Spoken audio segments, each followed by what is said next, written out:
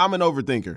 A really bad overthinker. So bad to the point where I become overly cautious about everything. Like I need constant answers and responses just to keep my calm. It's a trait about myself that I've finally accepted and currently am trying to overcome after it almost destroyed a lot of my friendships, made me miss a lot of opportunities, ruined my mental and spiritual health, and most importantly, almost made people distance themselves from me because I tried to fix situations that weren't even a problem to begin with. It's so bad to the point where I get so paranoid about certain situations and I'll think of every possible way something can go wrong. Like I'll hesitate and I'll think about that something all day and it'll turn into a conflict that I want an immediate answer to. And if I don't get a solution, then my mind will start making 30 more unnecessary problems. For example, the other day, 7 o'clock in the morning, I walked in this smoothie joint early as a mug. Got to the counter to order. The employee walks towards me with the biggest smile, full of life and enthusiasm. I'm ready, thinking I'm finna be a regular Joe and order 1 or 2 smoothies. Let me get 4 mango smoothies. Instantly, that smile dropped it like it's hot. Her entire aura shifted from I'm ready to I'm not ready. She dipped to the back and go make my smoothies. 3 minutes later, she walk out with them still looking like she wanted to shoot herself in the foot. Heck, I would too, looking like that, Squidward. Had me thinking like, what you mad for? Like, ain't this what you signed up for? Ain't this your job? I guess you ain't ready to make that money. Soon as I get to the car, I realized to myself that she made them drinks mighty fast. Like, this is what I usually get, and it usually takes somewhere around 6 to 7 minutes.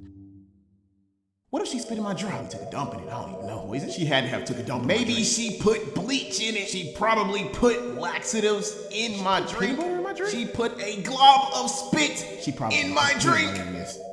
Maybe I'm just overthinking. Overthinking sucks, man. I know the feeling all too well. It's the thing that keeps you awake at night. It leaves you struggling to make decisions, makes you second guess yourself in the decisions you make. It leaves you dwelling on a problem instead of looking for a solution. It affects how you work, how you operate. It affects your mood and just everything under the sun. Now hear me out. I ain't no professional, but I deal with this same thing, so I can only give you my advice based on what I do specifically to overcome my overthinking. This is just what I do. You can try it out. I'm not guaranteeing you anything will work instantly because things don't happen overnight. Here's some things that I do that you can do as well to try to overcome your overthinking along with me. Number 1, I think about the here and the now. Forget about the past, the future you can't touch. Just focus on the present. In the heat of the moment, stop, breathe, and assess to yourself what you're thinking and how you feel. Try to be more aware of your thoughts and not let your thoughts consume you. The goal here is to monitor them so you can understand what they are and why you're feeling this way. I do this a lot. Hope that helps. Number 2, I stop worrying about what I can't control and focus on what I can control. So, for instance, if you got a test in an hour and haven't studied the first note, don't sit there and think deeply on how impossible it is to study that much in a short period of time and accept an F. Take a step back, focus, and study as much as you can in that short period of time. Any studying is better than no studying at all. You never know, you might get lucky and cop a D or a C instead of an F off that short studying alone. Try it out, see what happens. Number 3, manifestation. If you constantly tell yourself, oh, I'm a bad overthinker, or anything of that nature, like I tell myself, then that won't help at all. You're basically limiting yourself without knowing it. So instead of doing that, replace those thoughts with the opposite. Thoughts that'll lift you up, not indirectly tear you down. Remember, you got power over your emotions. Your emotions don't have power over you.